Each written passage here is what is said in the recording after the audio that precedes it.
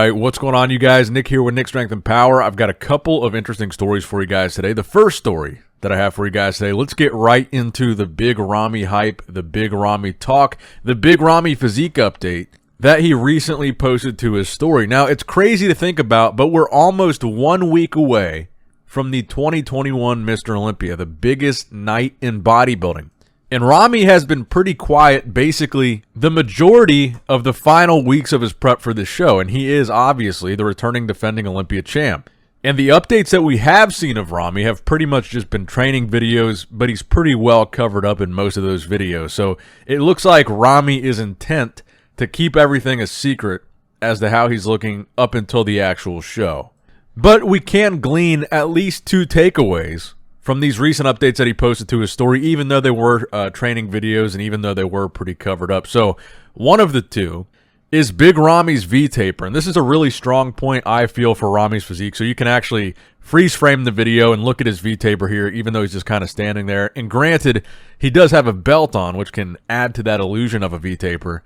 But that being said, when you look at a mass monster physique like Nick Walker, for example, he doesn't have a V-taper like that. He doesn't have that small waist like Ramy has. So when you're talking about guys that have a lot of size, Ramy is pretty unique in that regard. He's got that V-taper X-frame physique because he's got those wide lats, go down to a small waist, flare back out with those giant quads.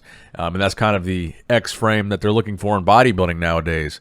And people forget that's really one of the reasons why Big Ramy's physique can be so dominant, because while he's got this obvious crazy amount of size, 300 plus pound guy on stage, he never has a big bloated midsection. He's not really that blocky. In fact, he's got a smaller waist than some of the guys that are probably 40, 50 pounds lighter than him. Now, the other thing that I think you can take away from these updates is Big Ramy's face. Yet again, he shares kind of a still frame of his face on the story. And if you look at that, it does look like his face is really sucked in. The death face, the diet face. The face that lets you know that a bodybuilder is going to be in shape. How good of an indicator is this really? It's hard to say because Ramy has had it before in the past and come in a little bit off. The Arnold Classic 2020 is a really good example of that. Prior to that show, he had a lot of updates where it looked like he had the death face, and he ended up coming in third at the Arnold Classic with most of the Olympia lineup not being in that Arnold. So he went from that third place placing to winning the Olympia, which is a pretty extreme transition. So really not the best sneak peeks into Ramy's prep, but I really feel like this is probably all we're going to get. As close as it is to the Olympia, if Ramy were going to show us something, I think he would have shown it by now. So I don't expect to see much more from Ramy until I guess we see him on stage at the Olympia and the press conference, which I believe is Thursday. But yeah, that's the latest from Ramy. Now, next up in the news, Wesley Vissers posting some physique updates at just a week out from his Olympia appearance this year. He will be competing in Classic Physique. He did recently qualify to do so. Now, he says in his latest post, he says this is his new low weight and new high expectations. So it looks like we're going to be seeing a version of Wesley Vissers that is focused heavily on conditioning, heavily on detail, and I think that's going to be a good play for him. I think he had a really good balance at the show that he qualified for the Olympia for. His balance there between fullness and conditioning was very good, because I think sometimes Wesley has a problem with flattening out when he tries to come in too lean. But I think the balance that he brought at his last show was a really, really good look for him. And based on some of these updates, it looks like he's bringing a similar package to the Olympia stage. We're going to see if that's going to be good enough to be top 10 or top 6. So far, he hasn't been able to really crack into those top call-outs. So that's what we're really looking for from Wesley this year. And now a word from our sponsors over at Gorilla Wear. Be sure to use code NICK15 on their website for some of the hottest bodybuilding and gym apparel in the industry today. And that code NICK15 will get you 15% off.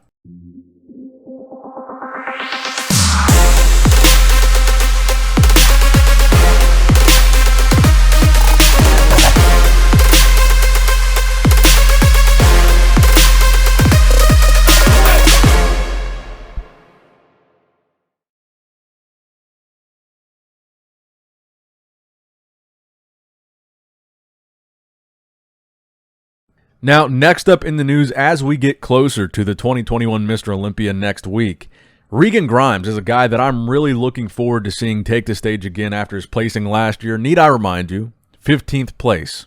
But he's a guy, looking at his updates, it looks like he has really improved this year, and really with a placing like that last year, he's really got nowhere to go but up. And the question this year really is how much can he improve upon that placing last year, because I do think he's got a ton of potential. Like I said, he's got a very aesthetic look for a men's open guy. His structure is fantastic. And he says in his recent post that he's weighing 260 pounds at 10 days out from the Olympia. The problem last year, a lot of people, myself included, believe to be he just got out-muscled. He got outsized. He is a taller guy. So even at a weight of 260, I believe Regan is over 6 foot.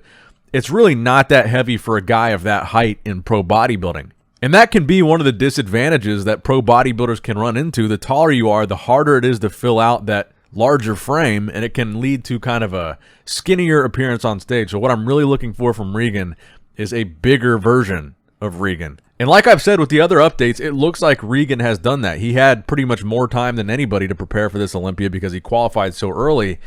And I heard a rumor that Regan might also be competing in that Legion Sports Festival towards the end of October. This is unconfirmed right now. But if he did that, I think it would be very smart, trying to get an early qualification again for next year's Olympia. And that's probably why so many people are starting to jump in shows towards the end of this year, like that Legion Sports Festival, because it's a great opportunity, and they're seeing with Regan and another guy that we're going to talk about in this video, James Hollingshead, that these guys have an advantage. They have basically the entire year after that early qualification to focus only on improving physiques. They don't have to peak for any other show. They don't have to compete. They don't have to worry about qualifying.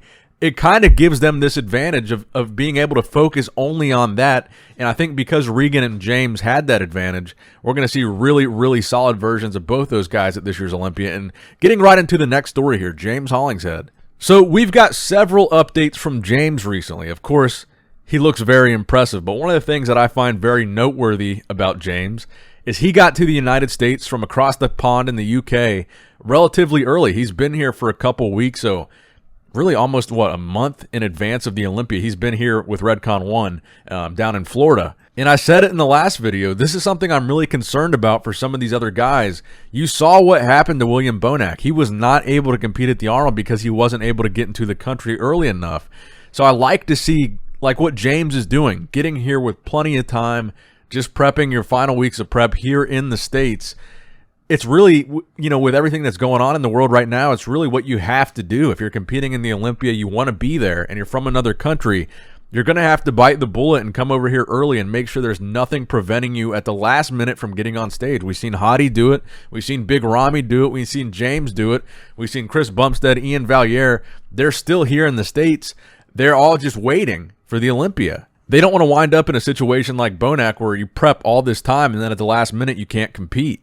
And that's what I feel like is about to happen to Nathan Diasha. He's competing in this Arnold Classic UK this weekend. So he's from the same area that James Hollingshead is from. James just got here way ahead of time. I don't know if Nathan is going to make it to the Olympia if he's competing this weekend in the UK. He's going to be cutting it close as far as getting over here.